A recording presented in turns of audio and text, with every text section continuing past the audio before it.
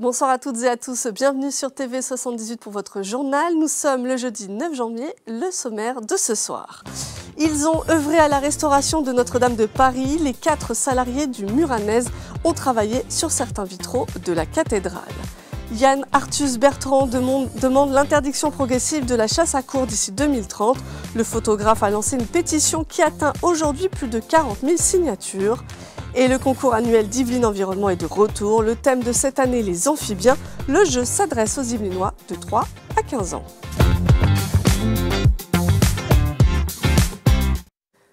C'est une information de nos confrères du Parisien. Au lycée horticole de Saint-Germain-en-Laye, le personnel enseignant dénonce un climat de souffrance.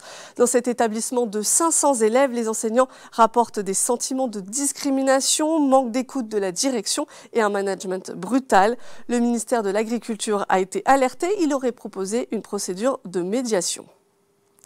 Nous partons maintenant du côté de Saint-Rémy-les-Chevreuses, au cœur de l'atelier Muranèse. L'entreprise a participé à la restauration de Notre-Dame de Paris et plus particulièrement à celle des vitraux.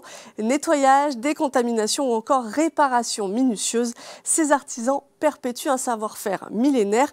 Découvrez leur travail au service du patrimoine français. Mathilde Francou et Patrick Jacques de Dixmude. Donc on travaillait en scaphandre avec masque à ventilation pour pouvoir retirer l'ensemble des poussières nocives. Bien qu'ils aient échappé à la destruction lors de l'incendie de Notre-Dame de Paris en avril 2019, certains vitraux de l'édifice ont dû être nettoyés et restaurés.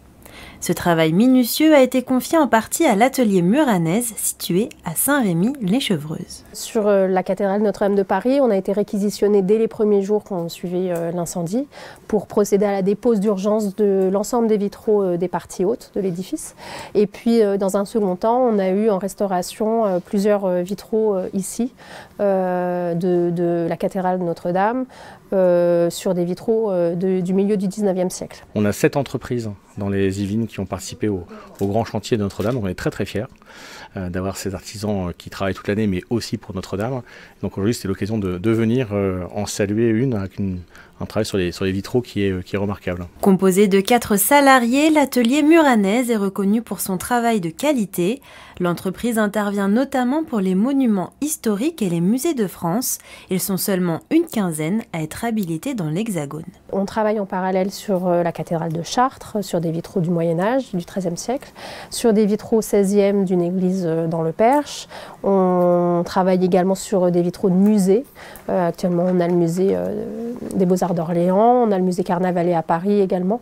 Donc voilà, on a vraiment différents types d'époques, différents types aussi de conditions de conservation, aussi bien en monuments historiques qu'en musée. Nettoyage, collage ou encore peinture, la restauration de vitraux exige une parfaite maîtrise de ces techniques. Et donc là, elle nettoie la tranche pour pouvoir faire en sorte que la colle prenne en fait sur la tranche et que la casse résiste au temps.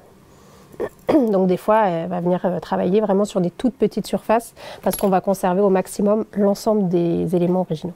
Chaque geste perpétue un savoir-faire millénaire. Grâce à l'atelier Muranèse, ces vitraux retrouvent leur éclat d'origine, prêts à traverser les siècles et à témoigner de la richesse du patrimoine français. Et si chacune de nos émotions était un animal intérieur, un animal prêt à sortir de nous? C'est de ce questionnement que la compagnie Un confetti sur la branche a créé Motus Animalis, une œuvre à découvrir ce samedi 11 janvier à l'auditorium de la batterie de Guyancourt à partir de 6 ans. On regarde un extrait.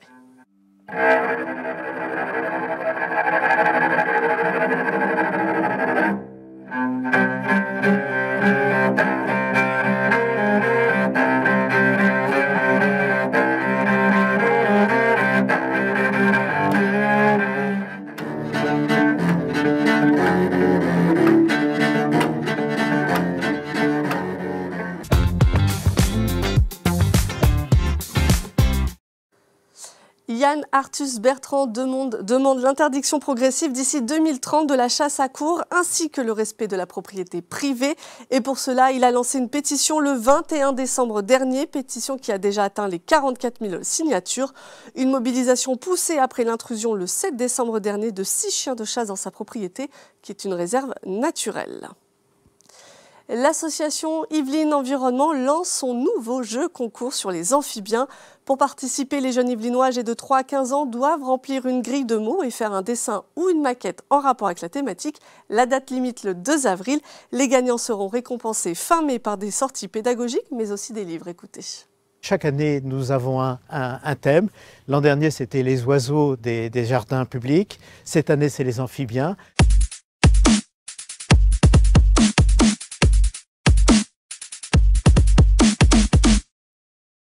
Yvelines Environnement est une grande association couvrant toutes les Yvelines et qui a pour vocation d'à la fois protéger l'environnement dans toutes ses dimensions, y compris l'aspect éducatif, qui est peut-être la marque de fabrique d'Yvelines Environnement.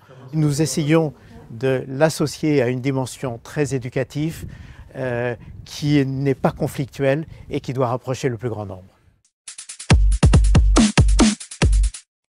Donc le but, c'est chaque année, nous avons un thème. L'an dernier, c'était les oiseaux des jardins publics. Cette année, c'est les amphibiens. Tout cela est construit en bonne entente avec tous les partenaires qui s'y intéressent et qui renouvellent leur intérêt d'année en année. Aujourd'hui, on voit qu'on a des problématiques à la fois de la gestion des eaux pluviales, mais en même temps de la protection des zones humides pour précisément protéger les amphibiens. On voit que les amphibiens sont à la fois des proies et des prédateurs et contribuent largement à la régulation et à l'équilibre de ce biosystème qui nous entoure et qui est particulièrement présent et qu'il faut protéger dans les Yvelines. Dans le cadre de notre concours, c'est orienté vers 3 à 15 ans, mais ça n'est pas limitatif, c'est ouvert à tous les jeunes de 7, 77 ans, voire au-delà. Et le but, c'est une dimension pédagogique, mais Yvelines Environnement n'est pas que ça, c'est également tous les moyens d'action pour protéger à la fois notre environnement et notre patrimoine aussi.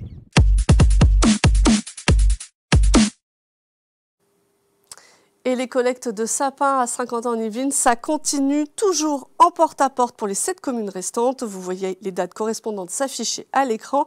Les consignes de l'agglomération, retirer les décorations, sacs, clous et autres supports, sont refusés par contre les sapins avec de la neige artificielle. Et c'est la fin de ce 7-8. Merci de nous avoir suivis. Bonne soirée sur TV78.